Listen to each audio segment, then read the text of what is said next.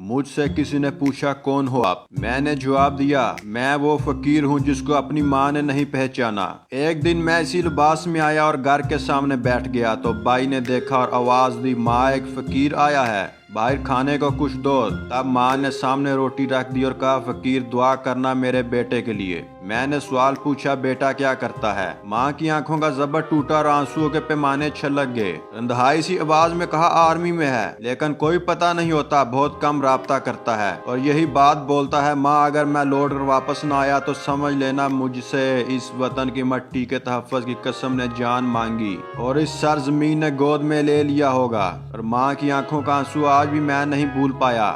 جیسا کہ ہر شخص جانتا ہے دنیا کی نمبر 1 انٹیلیجنس ایجنسی پاکستان کی ایجنسی ISI ہے اور رینکنگ ہر سال جاری کی جاتی ہے۔ یہ خطاب دنیا سے لینا کوئی آسان کام نہیں ہے، اسپیشلی جب مد مقابل یہود، عیسائی اور ہندوؤں کی ایجنسیاں ہوں جو کہ نہ صرف آپ کی جان کے دشمن ہیں بلکہ ایمان کے بھی دشمن ہیں۔ رینکنگ دیتے وقت جن باتوں کو مد نظر رکھا جاتا ہے ان میں سب سے اہم پہلو کچھ یہ ہیں: سال بھر میں اس ایجنسی کے کتنے ایجنٹ پکڑے گئے، سال بھر میں اس ایجنسی کے کتنے ایجنٹ مارے گئے، سال بھر میں اس ایجنسی نے بین الاقوامی سطح پر دشمن کی ایجنسیوں سے کتنا رابطہ رکھا اور ان کو دہشت گردی اور دیگر مسائل سے قبل از وقت آگاہ کیا، سال بھر میں اس ایجنسی کے کتنے مشن ناکام ہوئے، سال بھر میں یہ ایجنسی اپنے ملک کو درپیش مسائل سے کس حد تک نکالنے میں کامیاب رہی۔ سب سے اہم بات، سال بھر میں اس ایجنسی کا بجٹ کتنا تھا، ایجنسی کا سورس آف انکم کیا ہے کہ جس پیسے سے چلائی جا رہی ہے وہ حکومت کی طرف سے الگ سے دیا ہے یا جو فوج کو دفاعی بجٹ دیا جاتا ہے اس میں سے بھی کچھ حصہ ایجنسی کو دیا جاتا۔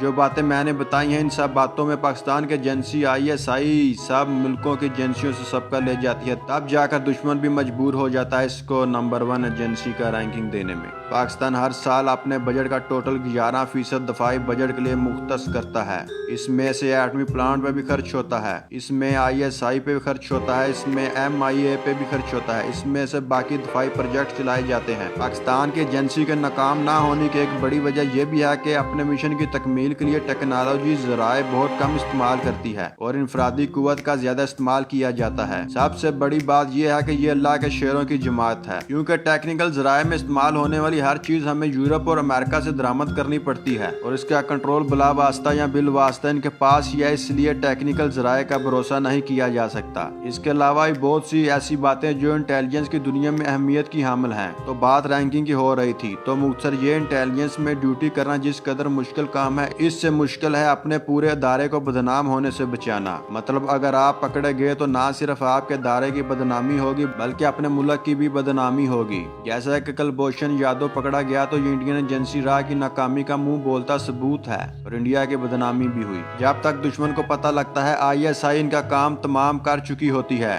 انڈیا کے کندھوں پر سوار اسرائیلی جنون کو پارا پارا کرنے کے لیے ہمارا عزم دنیا کے در و دیوار سے مضبوط ہے۔ مارخور کو محسوس تو کیا جا سکتا ہے مگر کوئی بھی آنکھ ان کو دیکھنے کی طاقت نہیں رکھتی، چاہے امریکہ ہو، انڈیا، اسرائیل ہو، کوئی بھی ہو، وہ مارخور کی نگاہ سے نہیں بچ سکتا۔